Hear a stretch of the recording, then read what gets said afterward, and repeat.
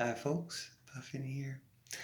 I'm sad. I just heard about the news about Nanci Griffith died today, and that's sad. Um, and I love her. I love her music. I love her songs. Ever since I've ever heard them, many of them always made me cry because they're such sweet and sad songs, some of them. And such good songs, and her voice is just so good and sweet and true. You'll hear it. Nanci Griffith with an I, Nanci.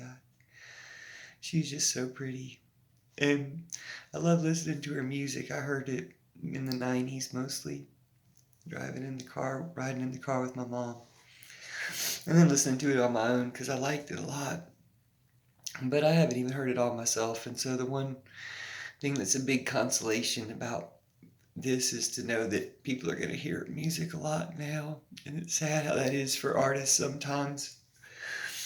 I mean, she was famous, but people get a lot more famous after they're dead sometimes, and it's sad. It makes you want to show appreciation to people while they're alive. And I guess the sad thing to me is because she was just so awesome, and I wish I could have met her and told her how much she'd inspired me and meant to me. Um, and that song, It's a Hard Life Wherever You Go, has been on my mind a lot lately in the Trump years and wanting to squash out racism and stuff in the world. It's a good political song with a verse directly against the KKK, and it's just such a sweet song and self-reflective too. And I just watched a video just now where she says it's her favorite song, at least at that time, her favorite song that she was doing. But I also just watched a video, and like I said, it's good to me to remind me, hey, she had albums that I've never even heard, her earliest albums maybe, and her that she recorded independently, and or maybe some of her later albums. I never even heard all of her music. And then, of course, I haven't heard all these performances, and I heard some of them just now. And they're amazing, and it was good to hear some new music from her, even today, August 13th, 2021. And I'll miss her, but I feel like I still am excited to discover more of her music and have a reason to, and to know that so many people will now, because that's how it works, online. I left some comments on the videos, and I noticed that one of the videos I left a comment on, all the comments were from today, from just hours ago. And it was, of course, from people who already knew her music, but of course, other people will be discovering her music. And she's just one of those people, like some of the songs she did, other people made the songs famous or sang the songs after her, or songs that she wrote, another person recorded it and had a really big hit with it.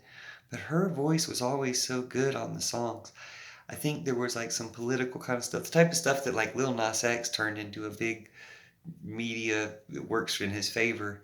The same type of like kind of prejudice against Nanci Griffith in the music industry.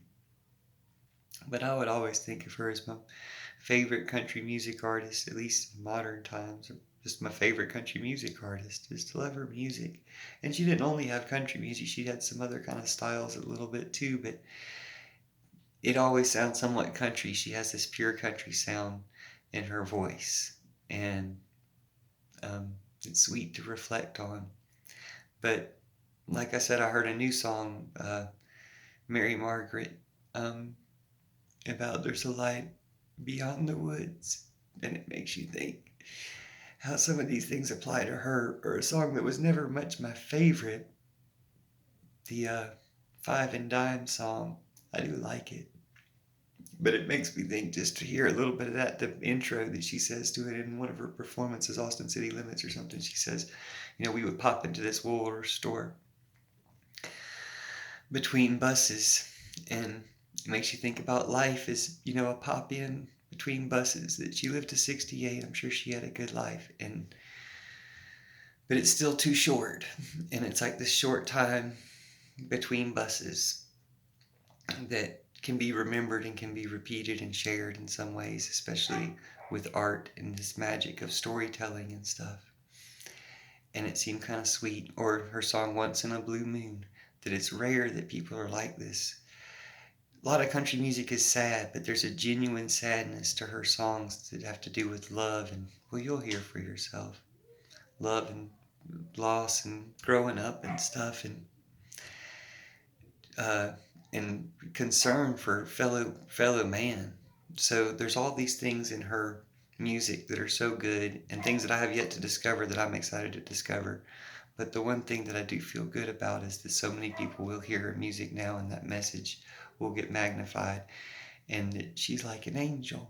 So, or she is an angel now, but that will be like that, an angelic gift to the world that people will finally, because she's just one of those people who hasn't been as famous or as well known as she's deserved for the quality of her music, but she will be, and now she'll be glorified in that way. So bless you, Nanci, and thank you. You're awesome.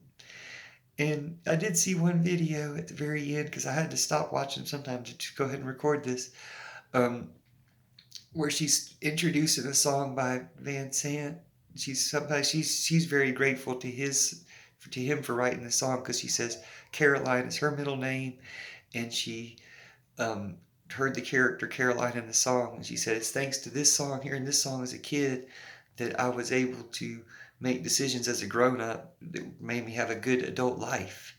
So right there, she had a good adult life, and she got to play with all sorts of people and make all this great music.